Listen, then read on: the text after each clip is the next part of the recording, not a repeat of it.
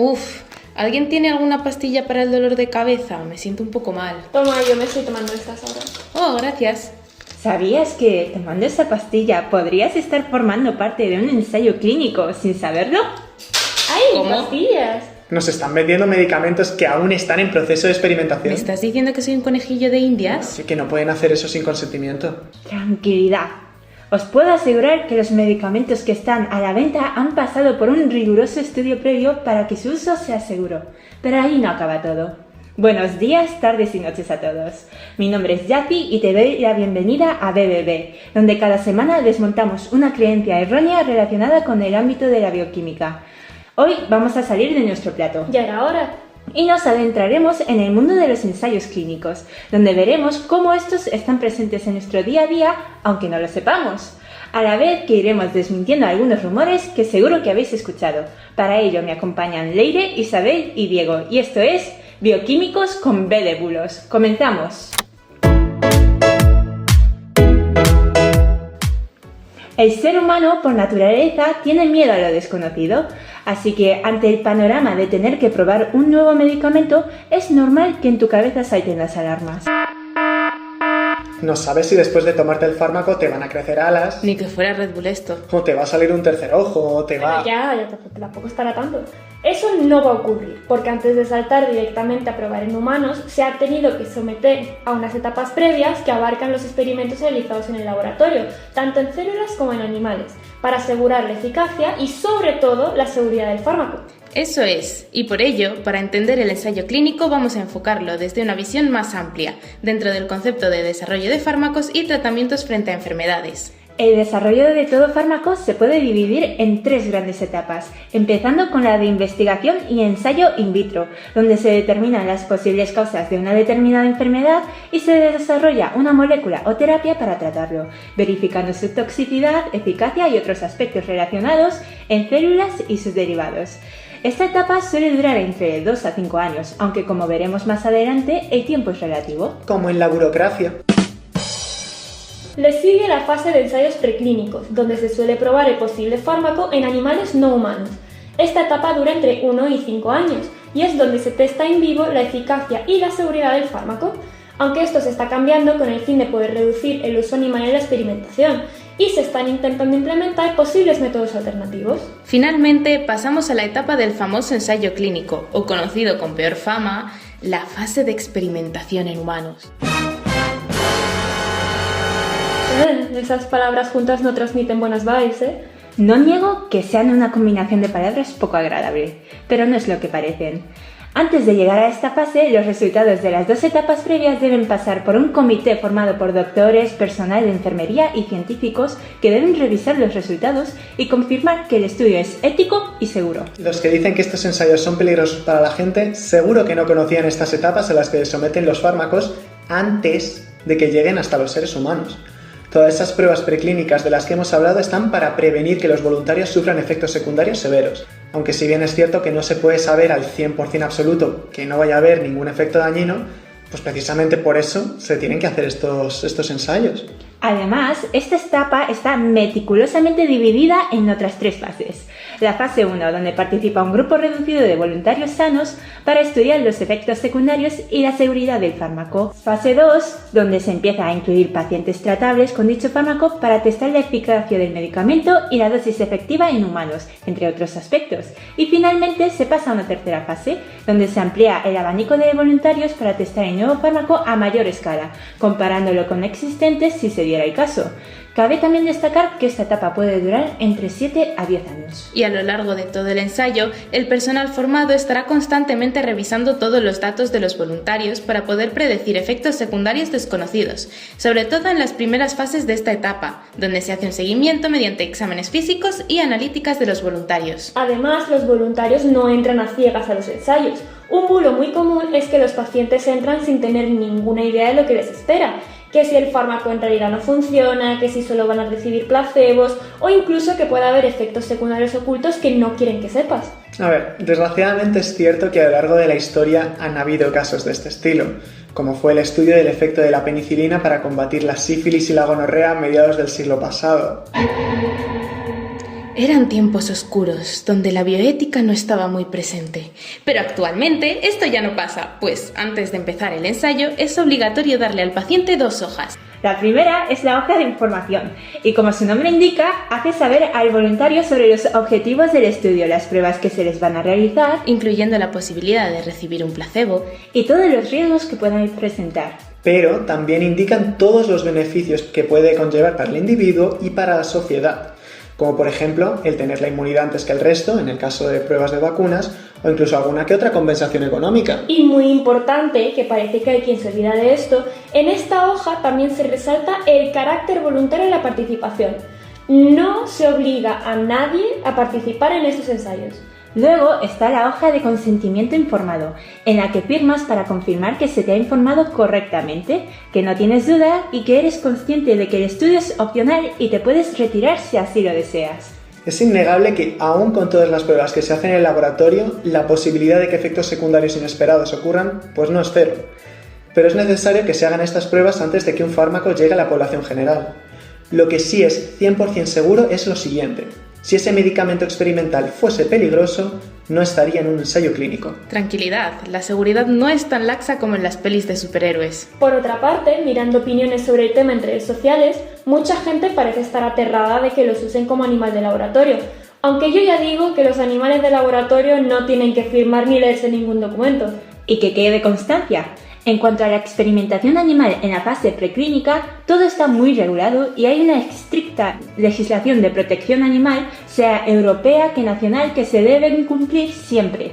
Que no se os quede plasmada la imagen del científico loco y despiadado que aparece en numerosas series y películas.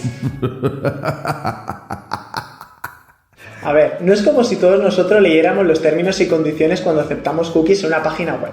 Sin duda alguna se debe intentar comunicar de una forma clara todo lo que implica el participar en un estudio, para poder asegurarse de que los voluntarios saben dónde se están metiendo, ¿sí? Exacto. Y eso es lo que no pasó en el caso de una amiga. ¿Para qué? ¿En serio? ¿Cómo? ¿Y al final qué pasó? Pues mira, lo que pasó fue que ella participó en un ensayo, pero posteriormente tuvo dudas respecto a continuar o no en ello. Entonces, ¿qué hizo?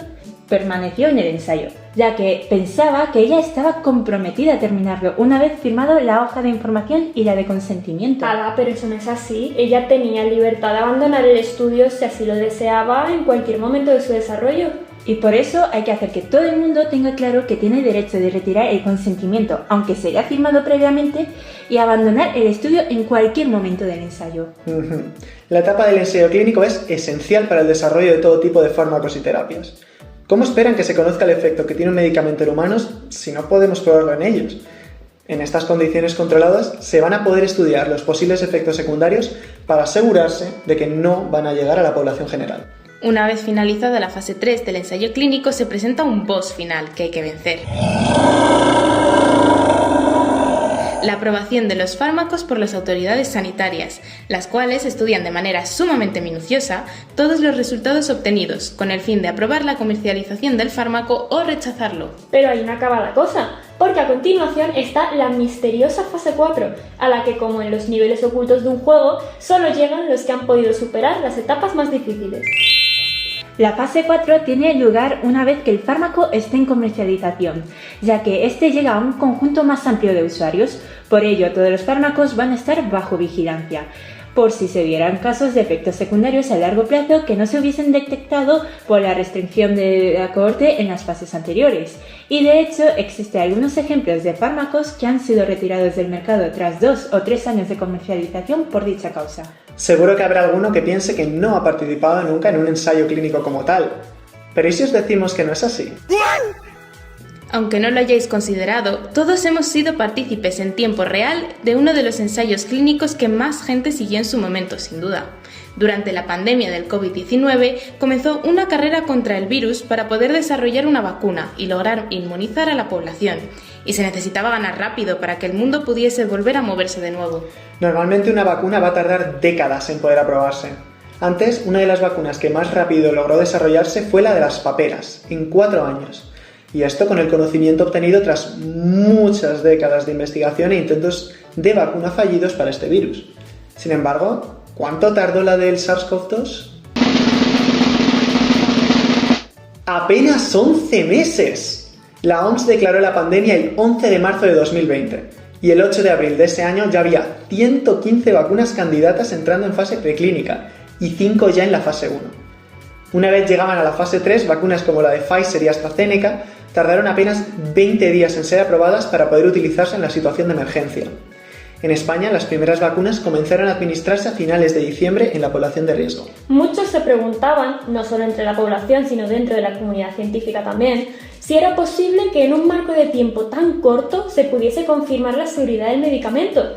Y la respuesta es que sí, pero de una forma algo distinta a la habitual.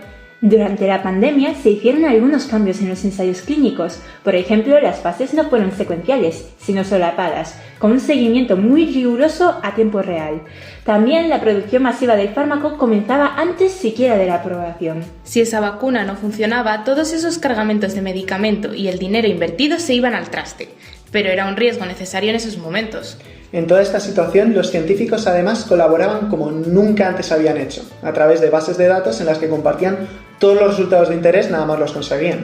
También contaban con información previa de pandemias de otros coronavirus. Y seguramente una de las más importantes razones detrás del rápido desarrollo de la vacuna fueron los miles de millones de euros que se invirtieron en las investigaciones sobre la cura. Y es que, buenas gentes, sin dinero no hay ciencia. Pues sabéis que Ay, no, Isabel. No. podría decirse Ay. que... Ay, ¿qué pasa? ¿Estás bien? Ay, bueno, no, la verdad es que llevo una semana un poco pachucha, lo siento chicos, este episodio no hay chiste más. Gracias, virus. Oye, Diego, ¿no habías dicho que la campaña de vacunación era parte del ensayo clínico o simplemente estabas soltando cosas? A ver, que no se me ha olvidado. En su momento las vacunas se aprobaron en una situación de emergencia, porque expertos avalaban que los beneficios asociados eran mayores que cualquier riesgo y que con ello se lograría inmunizar a la población. Ahora se está haciendo un constante seguimiento de cualquier efecto que haya podido tener la vacuna, pero por el momento no se tiene noticia de ningún efecto secundario mantenido en el tiempo y sirvieron su propósito de proteger del virus en los picos de la pandemia. Eso es cierto, sí. Y si para el COVID se han dado excepciones, ¿puede pasar lo mismo en otros contextos? No sé yo, Con lo que hemos contado del proceso parece más rígido que yace en la pista de baile. Ah, bueno. Dejando de lado el interesantísimo tema de mi capacidad motriz, como todo en la vida, las condiciones de cada enfermedad y sus pacientes requieren que haya un cierto grado de flexibilidad en las fases del ensayo clínico. Claro que estas excepciones también están igualmente bajo un control estricto. Estaba pensando... ¡Enhorabuena! Me estaba pensando que, por ejemplo, si el fármaco que se quiera probar sirve para tratar una enfermedad genética rara y sin ningún tratamiento disponible, quizás a la hora de evaluar la toxicidad de esta se puede ser más laxo, ¿no? Pues efectivamente, hay casos donde es aceptable, a falta de una terapia eficaz, que el tratamiento pueda tener ciertos efectos adversos. La dosis óptima se considera como la máxima que genera unos niveles de toxicidad que sigan siendo viables con la supervivencia del paciente, ya que para ellos la alternativa es la muerte, por triste que suene esto. Y hablando de situaciones extremas, en clase nos han hablado de algunas enfermedades raras y muy raras que afectan a una cantidad muy reducida de personas. En estos casos, ¿de dónde se sacan a pacientes suficientes como para llevar a cabo las fases del ensayo clínico? Aquí toca adaptarse a las circunstancias. Si bien lo mejor en estos estudios es incluir un grupo de control al que se le administra o un placebo o un tratamiento ya aprobado para la condición, pero como hemos dicho, estas no siempre van a estar presentes.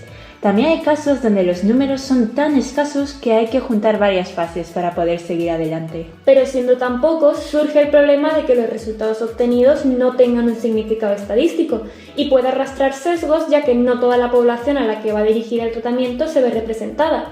Por eso son terapias que se aprueban de forma condicional y bajo circunstancias excepcionales. Ah, y ya que estamos con situaciones inusuales, creo que hay que mencionar el uso compasivo de tratamientos. Sí, es verdad. Hay pacientes que padecen enfermedades graves o mortales, pero que carecen de una terapia aprobada satisfactoria y que no cumplen las condiciones necesarias para participar en el ensayo clínico de otra. En estos casos, se contempla el uso de tratamientos que no han pasado por todas las fases del ensayo clínico, pero que podrían tener efectos positivos. De hecho, la propia Agencia Española de Medicamentos y Productos Sanitarios permite esta práctica tanto para casos individuales como para grupos de pacientes, para los que se da una autorización temporal. Además, los medicamentos empleados suelen estar siendo sometidos a ensayos clínicos o a la espera de su aprobación para poder ser comercializados. o si no, utilizados para tratar otras enfermedades distintas a la del paciente. Según avanza la ciencia, muchas cosas están cambiando, como pasa con los ensayos clínicos. ¿Y vosotros habéis participado en algún ensayo clínico de algún fármaco concreto? Aparte de la vacuna del COVID, no. A ver, Yo tampoco. es que claro, con la vacuna del COVID, yo me acuerdo en su momento, me dio unos efectos secundarios. Estuve con una fiebre. ¿Ah, sí? ¿Tú fuiste de esos? Yo no. Yo fui de esos. A mí me dolió el brazo 3 días, pero ya está. Pero- la verdad es que sí. tampoco tuve ningún efecto secundario como tal. Que eso está bueno. Pero esto depende de las personas también, por Sí, eso se hacen claro. estos Claro, ensayos. es que la cosa es esa. Y me parece que hay gente que toma ese tipo de situaciones y las utiliza para, ¿cómo decirlo? Un argumento en contra para este tipo de cosas, o para a ver. demonizarlos. A no ver, sé. es normal tener miedo de lo desconocido Sí, y de sí. que los efectos secundarios te vayan a afectar y te vayan a, pues, cambiar la vida, Pero ¿sabes? los efectos secundarios de las vacunas no solo pasa con la vacuna de COVID. De hecho, no sé si os acordáis de pequeño con la libretita de las vacunas que os hacían el pediatra, también os decían, bueno, la niña puede tener fiebre unos días después de tomarse la Sí. vacuna, Sí, sí, que sí, no sí. da ningún problema, se recuperará y si hay Claro. complicaciones acudes al médico. No somos podcast de inmunología, pero esto tiene muchas explicaciones muy interesantes. Claro, y no solo en las vacunas, o hay un montón de fármacos de uso, a ver, no Muy diario, típicos, pero más sí. frecuente, yo que sé, el paracetamol. Aunque se está pidiendo ahora. ¡Oh, la píldora anticonceptiva! Bueno, como empecemos Eso con ya. los síntomas de la... Bueno, los Sí. síntomas. Sí, ya me O sea, entendéis. todos los secundarios. fármacos tienen efectos secundarios y es algo que no podemos evitar, pero claro, frente a los efectos secundarios que tiene más beneficios Sí, y por por eso está en supuesto. comercialización. Claro. Y hablando del paracetamol, Uy. bueno, que a algún presidente le ha dado por The el Tylenol. Tylenol. Bueno, es verdad que la propia empresa del fármaco dice que no se recomienda su uso para embarazadas, pero eso pasa con la mayoría de los fármacos porque las embarazadas no se ha podido testar en ellas los fármacos en ningún tipo de ensayos clínicos como tal. It causes autism. Que sí, que te calles. Ay, ¿sabéis el fármaco que no recomiendan para nada a las embarazadas? La pastilla del acné. ¿Por? O sea, porque el feto, o sea, el bebé puede salir con un montón de malformaciones. Ah, Súper bueno, pero horribles. es que- De hecho, el sí, paquete en sí, Estados Unidos viene forrado con el símbolo de advertencia de no lo tomes estando embarazada. Hubo un muy gordo ¿cómo era? ¿Qué fármaco era? Creo que era para el acné, o algo El así. Roacutan. Claro, para lo del... Eso sí que fue horrible. Bueno, en todo caso, cualquier fármaco que se esté comercializando aquí en España, si está en ensayo, tanto si está en ensayo clínico como si no, se puede consultar la red española de ensayos clínicos, donde tú puedes consultar cualquier duda que tengas con respecto a un fármaco determinado. Por supuesto. Puedes preguntar a tu Y- médico. Lea las instrucciones de este medicamento y consulta a su farmacéutico. Bueno, y yo creo que con todo esto llegamos al fin de este episodio, que esperamos que os haya sido informativo e interesante. Como siempre, os dejamos los enlaces de las fuentes que hemos consultado para la realización de este podcast. Y aprovechando estos últimos minutos que nos quedan, no podemos despedirnos sin antes dar un pequeño adelanto de lo que se viene el próximo viernes. ¿Alguna vez has escuchado eso de que existe una forma segura de consumir nicotina? ¿O que hay formas de hacerlo menos dañinas que otras? Escúchanos en nuestro siguiente episodio para conocer la verdad. Os estaremos esperando. Eso ha sido todo por hoy. Nos vemos en nuestra siguiente entrega de la BBB, la BBC de los bioquímicos. Hasta la semana que viene. ¡Bebé besos! ¿Dónde se ha caído la tabletilla de pastillas? Muy lejos no puede haberse ido, patas no tiene. Ay, creo que ha sido mala idea tirarlas para adentro. Te vas a morir, te vas a imaginar sin Y pastillas. llevarme al hospital. God. Chupi guapi.